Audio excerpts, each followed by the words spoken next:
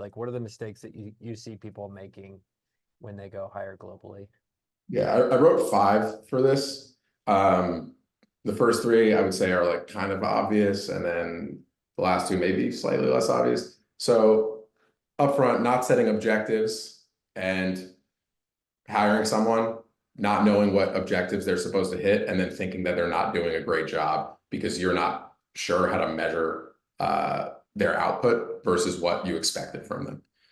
So for example, you should have short-term, first week, first month, first 90 days objectives, however it works for your firm or your business, and then longer term objectives and KPI setting. Second mistake, not training and investing in talent, right? And this is related to the third. I'll kind of combine these, like considering them resources versus teammates.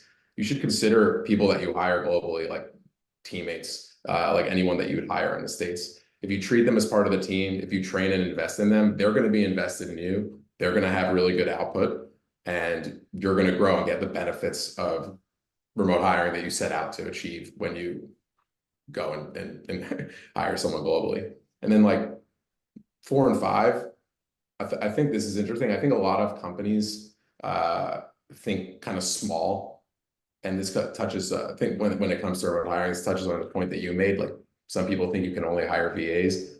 You can hire offshore or nearshore for all types of roles. There's really no limit to what you can do. Junior, mid-level, senior talent, managers, executive talent, all across the board for any job that can be done remotely, right? So you're not going to hire a remote nurse, but you can hire a remote director of accounting or director of engineering or VP of marketing. So you shouldn't think small. You can build a robust team offshore. Tons of companies have done it, are doing it, and will do it. And then the last mistake is going with the cheapest option. And that especially counts for compensation. You don't want to just pay the cheapest person and make everything about cost. Yeah, maybe a better way to say that one is like, don't make it all about cost savings. So you definitely want to achieve cost savings, but don't be too cheap because you don't want to make mistakes. You don't want to make the wrong hire and waste a bunch of time rehiring or think that this doesn't work for your company. You should be willing to invest in it